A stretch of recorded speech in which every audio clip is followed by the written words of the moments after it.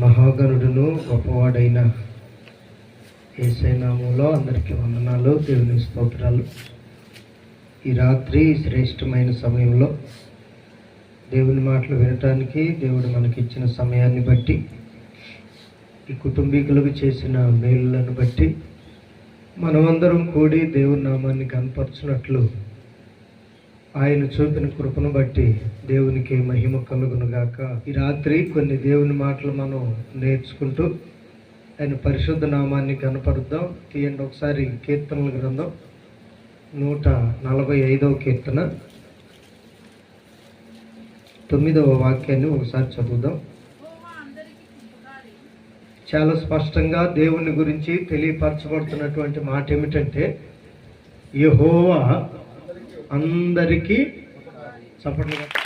ఈ భూమి మీద, ఈ ప్రపంచంలో, లేదా మన దేశంలో, లేదా మన రాష్ట్రంలో, మన జిల్లాలో, మండలంలో, మన గ్రామంలో కూడా దేవుని చేత ఉపకారము మేము పొందలేదు అని చెప్పగలిగిన వారు, చెప్పేవాళ్ళు ఎవరైనా ఉన్నారు అంటే దేవుని వాక్యం చెప్తుంది కదా, దేవుడు అందరికి ఉపకారం చేసేవాడే. ఆమేన్ చెప్పాలి. ఆమేన్.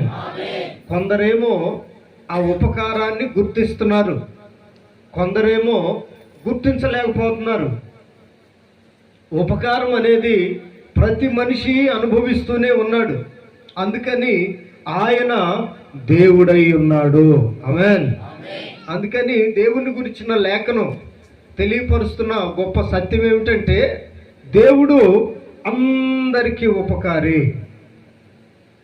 మరో సందర్భంలో పరిశుద్ధుడైన పౌలు గారు అపోస్తుల కార్యాల గ్రంథంలో రాస్తూ అంటాడు కదా, యేసుక్రీస్తు అందరికీ, చెప్పరా తెలీదా?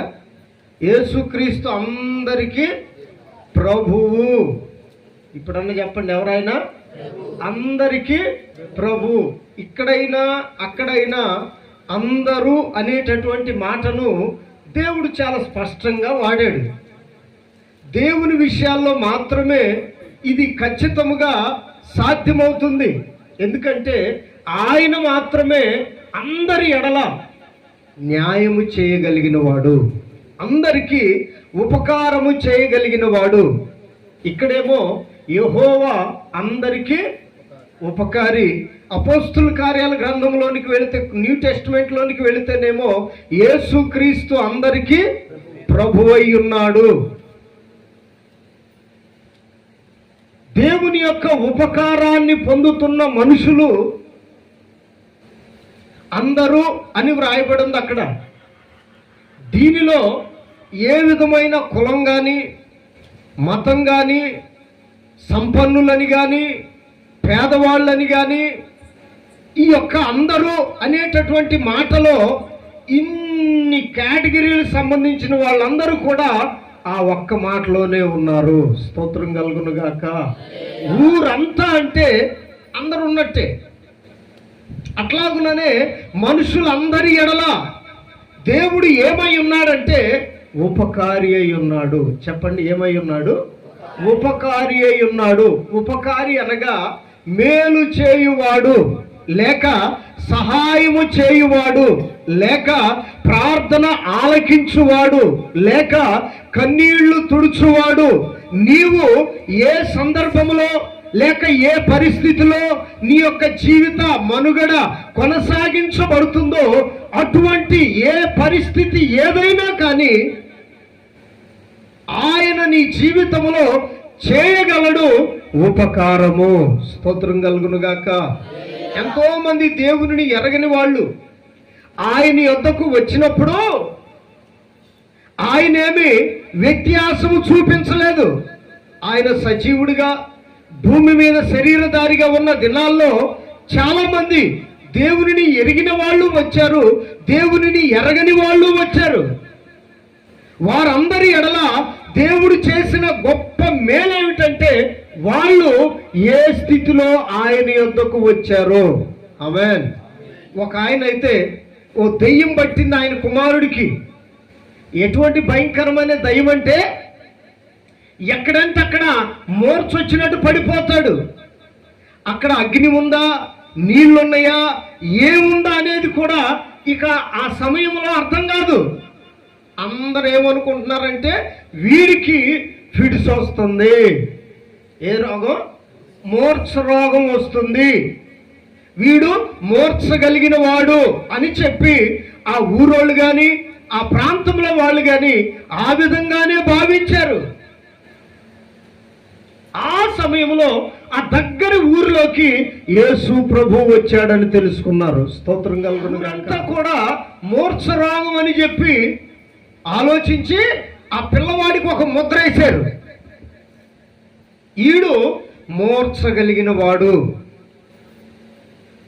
ఒక రోజున ఎందుకో వాళ్ళ నాన్నగారికి, అబ్బాయి వాళ్ళ నాన్నకి వాళ్ళు వీళ్ళు చెప్పారు, ఇదిగో ఫలానా ఆయన యుద్ధం కనుక వెళితే ఎటువంటి రోగమైనా నయమవుతుంది అని చెబితే వీడు అప్పటికే మూర్ఛ చేత ఇంటి దగ్గర పడిపోయి ఉన్నాడు. హల్లెలూయా చెప్పండి, హల్లెలూయా. ఇప్పుడు ఈయనకు గుర్తొచ్చాడు. చెప్పిన సాక్ష్యాన్ని బట్టి,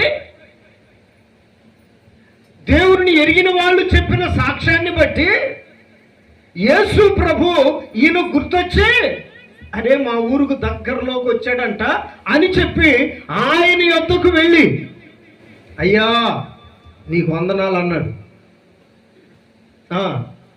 యేసయ్య కూడా వందనాలు చెప్పాడు. ఆయనతో ఈ విజ్ఞాపన చేశాడు, ప్రభువా నీవు ఒకసారి మా ఇంటికి రావా? ఆయనకు తెలుసు ఎందుకు రమ్మంటున్నాడు. అడిగాడు, నా కుమారుడు మూర్ఛ రోగము చేత బాధపడుతున్నాడు. ఈయన తిన్నగా అక్కడికి వెళ్ళేటప్పటికి వాడు అప్పుడే తగ్గినట్టుంది. ఎప్పుడైతే ఈయన్ను చూశాడో, హల్లెలూయా, పడిపోయి కొట్టుకుంటున్నాడు. మూర్ఛ అంటే చాలా మందికి అర్థమయ్యేది ఏంటంటే నరాల బలహీనత అని. అందరికి తెలిసిన వైద్యం ఏమిటంటే నరాల బలహీనతకు వైద్యం చేస్తాడు. కానీ కొన్ని మూర్ఛ దయ్యాలు ఉంటాయి. దేవునికి స్తోత్రం కలుగును గాక. ఈ పిల్లవాళ్ళలో ఉన్నది నరాల బలహీనత కాదు, మూర్ఛ రోగం కాదు. ఆ మూర్ఛ వచ్చేటట్లుగా ఈ పిల్లవాడిని ప్రేరేపిస్తున్న మూర్ఛ రోగాన్ని కలుగు చేసే దయ్యం ఉంది. స్తోత్రా. యేసయ్య దాన్ని గమనించి, ఈ పిల్లవాడు నోటంట నురుగు గారుతుంది. అప్పటికే ఆ ఒళ్ళంతా కాలిపోయి ఉంది. ఎక్కడెక్కడ పడ్డాడో, ఎన్నిసార్లు పడ్డాడో, ఏ విధంగా బలహీనుడయ్యాడో, ఆ ఒళ్ళంతా కాలిపోయి మచ్చలు మచ్చలుగా ఉంది. యేసయ్య ఆయన పిల్లోడిని చూసిన వెంటనే చాలా జాలి కలిగి, ఆ పిల్లోడి మీద దయ కలిగి వెంటనే యేసు ప్రభు గమనించాడు. స్తోత్రం కలుగును గాక. ఏమనంటే ఇది రోగం కాదు. చప్పట్లు కొట్టండి గట్టిగా.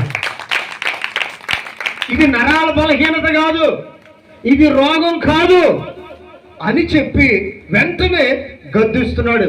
ఏయ్ మూర్ఛమైన దయ్యమా, ఈ పిల్లవాడిని విడిచిపెట్టి వెళ్ళిపో. ఆయన పేరే ఉపకారి. స్తోత్రం కలుగును గాక.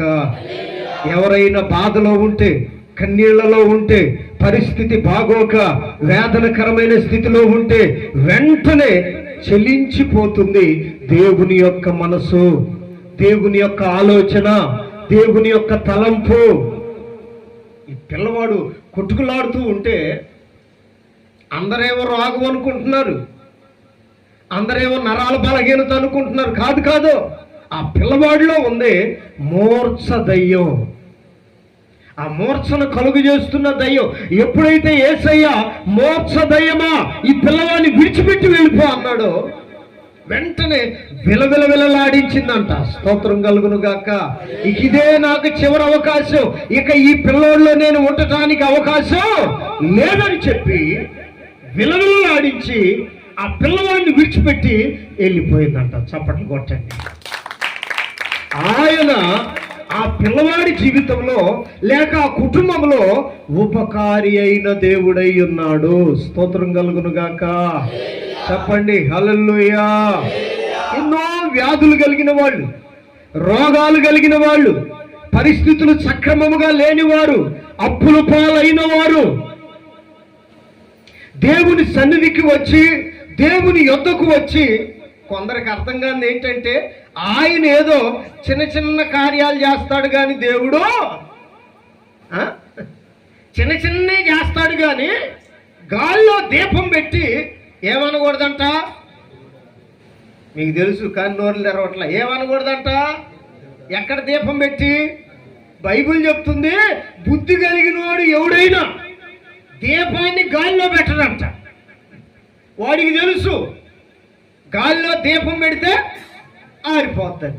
తెలిసి మరలా మనం దీపం తీసుకెళ్ళి గాల్లో పెట్టి దేవుడా కాపాడు, దేవుడా కాపాడు తెలిసిన పని చేస్తూ మళ్ళీ దేవుడా కాపాడంటే బైబిల్ చెప్తుంది బుద్ధిహీనులు అటువంటి పని చేస్తారు. బుద్ధి కలిగిన వాళ్ళు ఏం చేస్తారంటే కొంచెం కింద కానీ మంచం కింద కానీ అది ఆరిపోని స్థలంలో పెడతారట.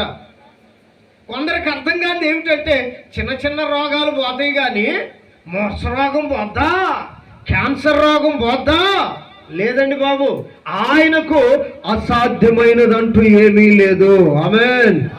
ఆయన ఉపకారి అయిన దేవుడై ఉన్నాడు. పలుకు గట్టిగా ఆమేన్. అట్లా ఉపకారం పొందిన వారే ఈ రోజున దేవునిని చాలా దగ్గరగా ఆరాధించుతూ ఉన్నారు. దేవుని యొక్క నామాన్ని, ఆయన చేసిన ఉపకారాలన్నిటినీ కూడా తలంచి జ్ఞాపకం చేసుకొని దేవునికి కృతజ్ఞతాస్తుతి చెల్లిస్తూ ఉన్నారు. ఈయనలో ఉపకారం చేయటానికి, అందరూ ఆ పని చేయలేకపోవటానికి గల కొన్ని ఈయనలో ఉన్న లక్షణాలు, అందరిలో లేని లక్షణాలు ఏమిటో మీకు కొంచెం వివరణ. ఉపకారి అనే దగ్గర 4 అక్షరాలు ఉన్నాయి. ఎన్ని ఉన్నాయి చెప్పండి? ఉప-క-రి. ఎన్ని అక్షరాలు? ఒక్కొక్క అక్షరానికి దేవుని యొక్క ఒక గుణ లక్షణం బైబిల్లో ఉంది. ఆయనే అందరికీ ఎందుకు ఉపకారం చేయగలిగాడు?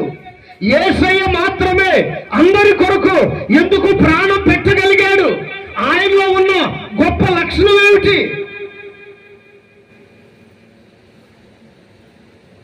ఎటువంటి వ్యక్తినైనా ఉపకారం చేసే మనసు ఆయనదే. స్తోత్రం కలుగును గాక. చెప్పండి గట్టిగా, చేతులెత్తి హల్లెలూయా. ఆ ఉన్నటువంటి 4 లక్షణాలు యేసు పేరట మీకు తెలియపరుస్తాను. వాటిని చకచకా తీసి చదవండి. నిర్గమాకాండంలో మోషే గారితో దేవుడు మాట్లాడేటప్పుడు ఈ మోషే కూడా దేవుడు ఎవరో తెలియదు. స్తోత్రం కలుగును గాక. అప్పటికే ఒక అతన్ని చంపి వాళ్ళ బంధువుల్లో ఒకళ్ళ మీద తిరగబడుతుంటే ఆ మనిషిని కొట్టి చంపి దగ్గర ఎక్కువగా చెప్పింది సౌండ్ ఎడదకి అది ఇల్లు అనకూడదు. దేవుని స్తోత్రం కలుగును గాక. చెప్పండి గట్టిగా హల్లెలూయా. అతన్ని అక్కడ చంపేసి ఇసుకలో పూడ్చిపెట్టి ఎవరైనా చూసారేమో, చూస్తే నన్ను చంపుతారని ఈయన ఒక ప్రాంతం పారిపోయాడు. ఒక విధంగా చెప్పాలంటే అతను నరహంతకుడు, మనిషిని చంపినటువంటి వాడు. ఇక దూర దేశం పారిపోయి అక్కడ వాళ్ళ మామూళ్ళ ఇంట్లో చేరాడంట. స్తోత్రం కలుగును గాక. చెప్పండి హల్లెలూయా.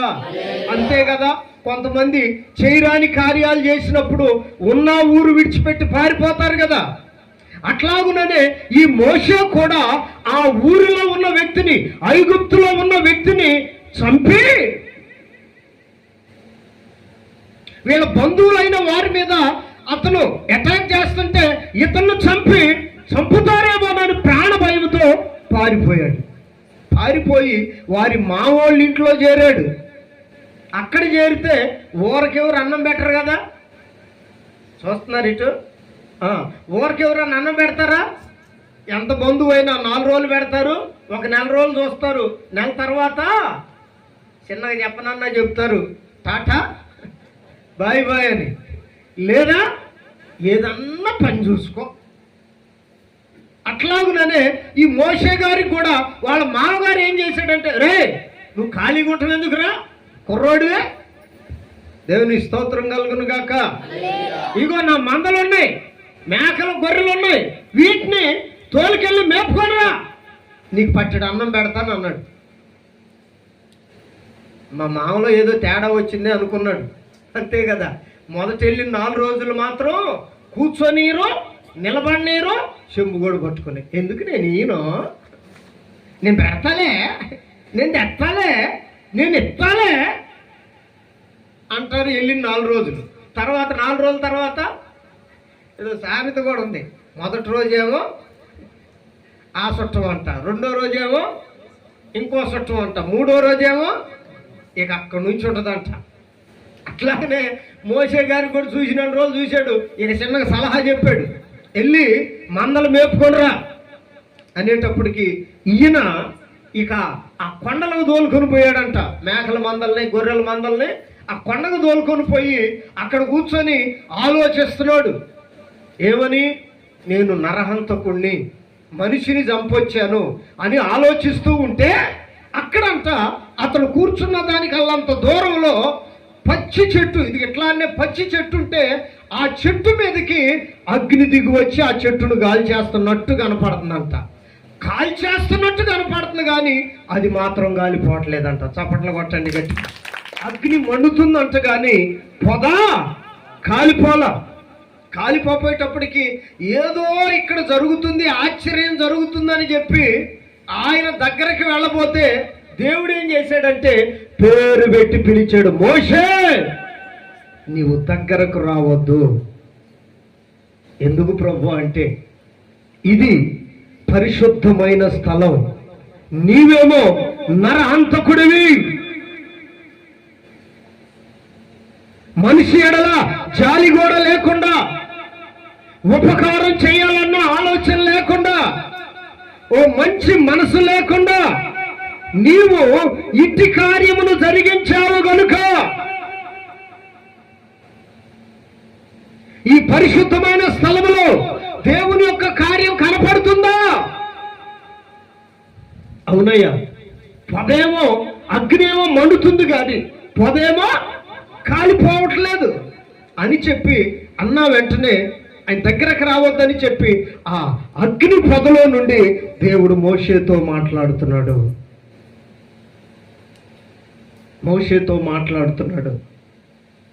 నిజమే, చాలా మందికి భయం దేవుని యొద్దకు రావటానికి. ఎందుకంటే తాగుబోతులని, తిరుగుబోతులని, మోసగాళ్ళని వారికి తెలుసు వాళ్ళు చేసే పనులు. అందుకని దేవుని యొద్దకు రావటానికి ఈయన హడావుడిగా ఏదో వింత జరుగుతుందని రావాలని చూశాడు. కానీ దేవుడు అంటున్నాడు ఇది పరిశుద్ధమైన స్థలం, స్తోత్రం కలుగును గాక, నీవు రావద్దు అని చెప్పిన తర్వాత అప్పుడు అడిగాడు అన్నమాట, నీవెవరివి నాతో మాట్లాడుతున్నావు అంటే ఆ ఊ అనే అక్షరానికి దేవుడు ఒక గొప్ప మాట చెప్పాడు. ఏమని చెప్పాడంటే, నీవు అనుకుంటున్నావే నేను ఎవరినని, తెలియకుండానే నా దగ్గరికి రావాలనుకున్నావే నేను ఎవరినని. నేనెవరినంటే ఉన్నవాడను. చప్పట్లు కొట్టు గట్టిగా. నేను ఉన్నవాడను.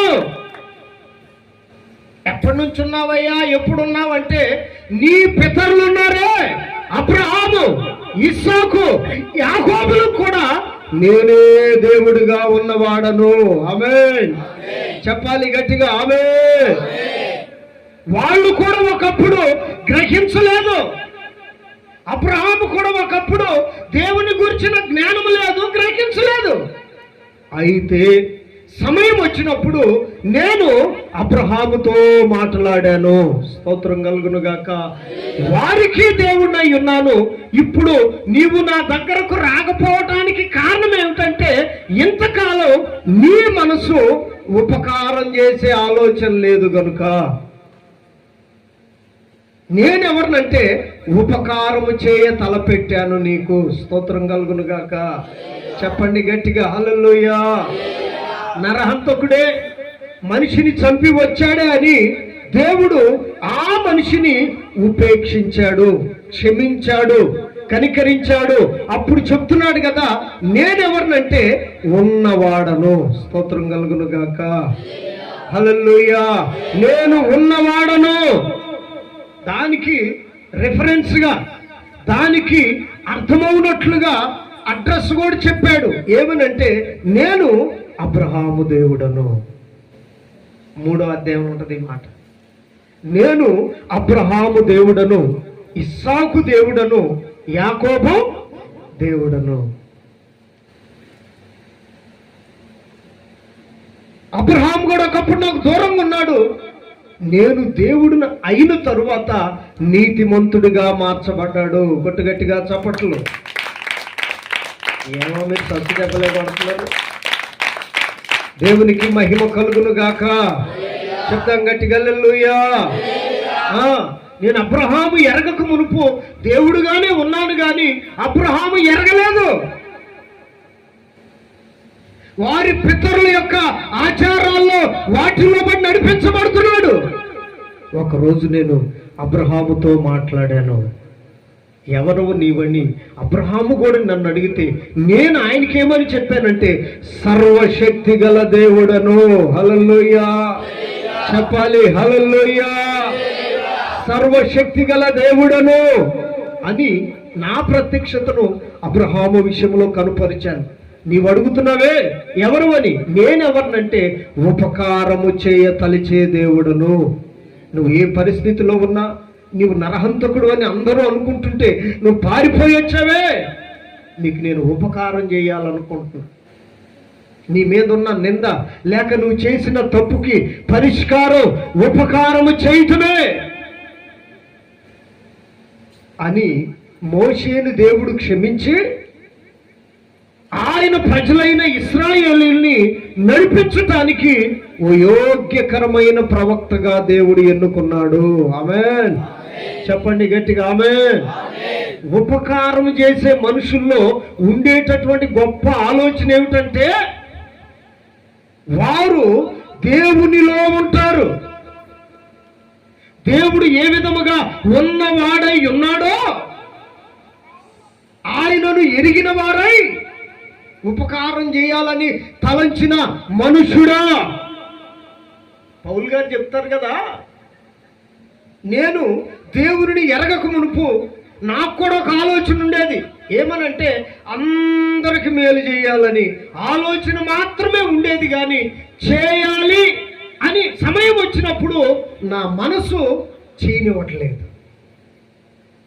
ఇది మానవ బుద్ధి. దేవుని ఆలోచన ఏమిటంటే దేవుడు అని ఎందుకు ఆయన పిలవాలి అంటే ఆయన ఉపకారము చేసేవాడు. హల్లెలూయా చెప్పండి హల్లెలూయా. మన మనసు వంటిది కాదు దేవుని మనసు, మన ఆలోచనల వంటివి కాదు దేవుని ఆలోచనలో. ఆయన ఒప్పుకుంటున్నాడు. నాకు చేయాలని ఉంటుంది. వాళ్ళు బాధ చెప్పినప్పుడు, లేదు వారి పరిస్థితి చూసినప్పుడు ఏదో ఒక మేలు చేయాలని ఉంటుంది, కానీ సమయం వచ్చేటప్పటికి హల్లెలూయా నా సొమ్ము వాడికి ఎందుకు ఇవ్వాలి, నేను వాడికి ఎందుకు మేలు చేయాలి, నా వలన ఎందుకు జరగాలని మేలు చేయకుండా ఉండేవాడంట. అయితే ఒక రోజున దేవుడు ఆ మనిషిని కూడా పట్టుకున్నాడు. స్తోత్రం కలుగును గాక. నీవు నా కుమారుడివి, నేను నీ కోసం రక్తం కార్చానని ఆయన్ని పట్టుకున్న తరువాత ఆయనలోకి వచ్చినటువంటి గొప్ప వాడలు కలిగినటువంటి ధనవంతుడు తరువాత దేవుని ఎరిగిన తరువాత తెలియకుండానే ఆయనకు అర్థం కాకుండానే అతనుకున్న అంతా కూడా దేవుని బిడ్డలకు పంచిచ్చాడు. స్తోత్రం కలుగును గాక. శబ్దం గట్టిగా హల్లెలూయా అంటాడు కదా. ఈ యొక్క లోకంలో ఉన్నది ఏదైనా అది నేను పెంటతో సమానంగా ఎంచుకున్నాను. ఎప్పుడంటే యేసయ్య నాలోనికి వచ్చిన తరువాత, దేవుని నేను ఎరిగిన తరువాత. అంతకుముందు ఏమైందంటే అదే గొప్ప అనిపించేది, నా కళ్ళ ముందు కనపడేది, నా బీరువాలో ఉండేది, బ్యాంకులో జమ చేసింది, నాకున్న పొలం, నాకున్న ఓడలు, నేను కలిగి ఉన్న పేరు, నేను కలిగి ఉన్న ఘనత వీటికంటే మించింది లేదనిపించేది. యేసుక్రీస్తు ఎప్పుడైతే ఈ మనిషిని పట్టుకున్నాడో ఉపకారం చేయటం మొదలుపెట్టాడు. స్తోత్రం కలుగును గాక. చెప్పండి హల్లెలూయా. ఎందుకంటే దేవుడు మాత్రమే ఉపకారం చేయగలిగిన వాడు.